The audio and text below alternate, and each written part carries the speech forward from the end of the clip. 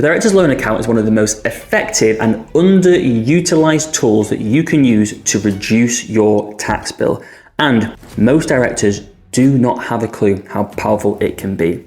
So today I'm going to sit down with you and the whiteboard and show you exactly how you can get the most out of your director's loan account.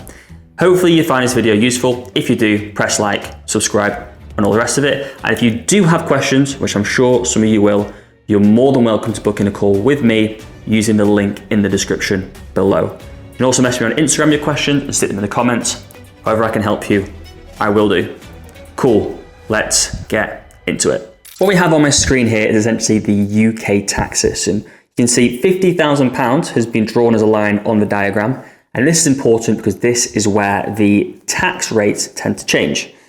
Below this line, as a dividend, you're going to be taxed at 10.75%, and above this line, you're going to be taxed at 35.75% and more.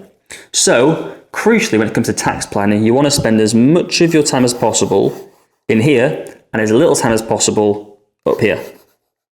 One of the ways we can do this is by using a director's loan account, and in particular, flexing your director's loan account. If you own a business, you'll probably be aware that there are some years when business is good and some years that businesses are bad. And that means that some years you can pull more money out of your company and other years you can pull less money out of your company. Now, let's say in year one here, we've had a really good year. We've earned £55,000, okay? This is what this line is here. This little area of income here, because we're above the £50,000 mark, is going to be taxed at 35.75% instead of the 10.75% we would do if we earn a little bit less.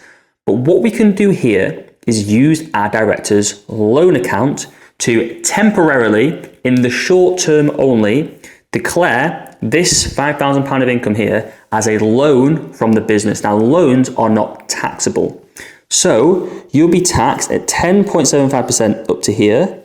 This income here is a loan and therefore would attract 0% tax. Now, we're now in year two. Business hasn't gone as well, okay? We've only earned £45,000 in this year. This is good from a tax perspective because, again, we're only paying 10.75% on this amount. But we've also got £5,000 from the previous year here that hasn't been declared. And this now needs to be declared because you cannot have an undeclared loan from the business and not pay tax on it. But the great news is we have £5,000 in this year, which we haven't earned. So we can now declare the loan from year one in year two. So we aren't breaking any tax rules. And this chunk of cash here is going to be taxed at 10.75% because it's below the £50,000 mark instead of the 35.75% if you've done it the year before. Now, this is a really common tax trick we can use that is perfectly legal to smooth out our income each year to avoid exceeding the various tax bands in the UK. Now, the crucial thing is you can't just declare a loan every single year and never ever repay that loan to your company. You'll be stung by some legislation, which means you're going to pay higher taxes. So you always need to make sure you are repaying that within 9 months and 1 day of your year end. So do not miss that. Okay, now I want to look at how we can adjust our director's loan to essentially increase the amount of money we can pull out of our company completely tax-free. Now, a director's loan is money that either the company owes you or you owe the company. And it's going to be beneficial if your company owes you money, i.e. it's loaned you money, because then you can pull out your company tax-free because loans don't attract tax. But how can we adjust legally how much our company owes us? We do this by doing typically year-end adjustments where we would sit down with our clients and look at any expenditure they've incurred personally that they might not even be aware of for their business and adding this on to their director's loan account. So let me give you some examples of this. I'm sure a lot of you watching this will work from home. Now, if you work from home, you're allowed to apportion some of your household bills to your limited company, i.e. electric, Wi-Fi, heating, all this sort of stuff. So let's say your bills for your household were £800 a month. Okay, you've got a big house, and we could say £100 of that is actually for the business because I got the heating on more, I got to get the better Wi-Fi and all the rest of it. £100 per month. Times that by 12 months equals £1,200. Okay, now bear with me here. You might also use your personal vehicle that you drive around, you and your family, for business from time to time. You might go to client meetings, networking events, go and see suppliers. We can also adjust our director's loan account for mileage. Let's say you were doing 100 miles per week for business, 100 times by 52 weeks.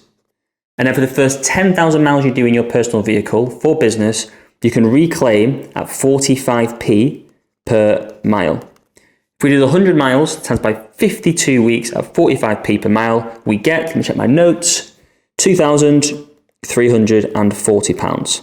And I might also have some other business expenditure that you have just happened to pay for personally here and there. Let's say you went out, you needed to buy some new supplies, you left your business card at home, you've used your personal card, whatever it might be. But let's just say across the course of the year, you spent £500 on your personal card rather than your business card, but inevitably it does happen. If we add up these three figures, we get, let me check my notes again, £4,040. We can now say this money has been loaned from you to the business, because it has, right? You've paid this money on behalf of your business. That business now owes you money. This allows us to increase our director's loan account by this amount, meaning that this amount of money here can be withdrawn tax-free. What does this do to our diagram? Now, a very real example of what might happen for a client is they may earn £60,000 through their limited company in a particular year. Now, they're going to want to declare up to £50,000 of that as dividends if possible. So you're going to have the first 12.5 tax-free, 0%, the rest of it taxed at 10.75%, because you always want to utilize this if you can, because it's so efficient. But that's going to leave them with £10,000 of income that they still haven't been able to draw out yet without paying this higher tax rate. Because the business owes them £4,040, they can essentially withdraw this amount tax-free. So all of this income here can be withdrawn paying 0% tax. So immediately they've been able to, not literally, but essentially for the purpose of this example, increase the amount that they can put their company tax-free from £12,500 up here by £4,400 to about 6.5k for ease. It's not exactly how it works, but for the ease of this explanation, you can kind of see what's happening here. Now, if you add on a few other adjustments that we can make, another few examples we can put through our limited company, we have trivial benefits. These are vouchers that you can pay yourself through your business completely tax-free. So you can pay yourself up to £300 of Amazon vouchers, Tesco vouchers, Jet2 vouchers, whatever you want, completely tax-free. You can also put through staff parties up to £150 for an event. Let's say at Christmas time, you go out for a meal, spend £150.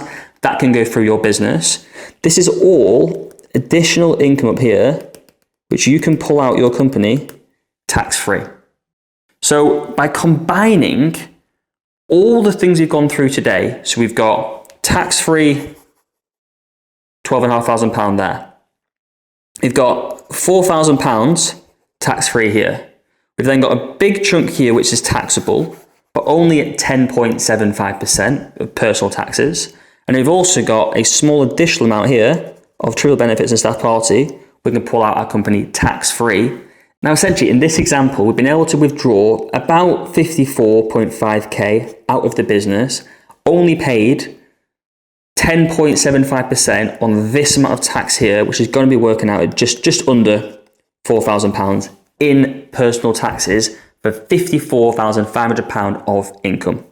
Now, worth noting, dividends are not a deduction for corporation tax. There will be corporation tax to pay on top of this. But if you're thinking about how you can use all these different tools together, where individually they might seem small, along with flexing your director's loan account, as we spoke about on the previous screen earlier, you can really see how each of these things together can really make you tax efficient. You're then combining things like using your pension, making sure you keep your adjustable earnings underneath the child benefit allowance. You get to keep your child benefit, start using things like electric cars as capital allowances to decrease your tax bill each year. There's so much you can do by just being proactive and just using the tax rules as they're allowed to be used. If you have any questions about this, or you've seen things in this particular video, then you're thinking, my accountant has never ever explained this to me before, never broken it down in so much detail, then feel free to book in a call with me directly. You can use the link in the description below, and I'll be more than happy to take your call and give you some advice if you need to. Equally, if you don't want to book in a call, you can DM me on Instagram. I'll flash up on the screen now. You can put them in the comments below as well. And hopefully I can help you save some tax. I'm sure I will be able to. If you found this video useful, as ever, please subscribe. I want to see you again. I want to grow this page. The more people who subscribe, the more resources I can throw at this and get whiteboards, projectors, the full shebang. Also, leave a like. I'd appreciate that. I'd appreciate the 1 second it takes for you to do that, and leave a comment. Cool. Until next time, all the best. See you then.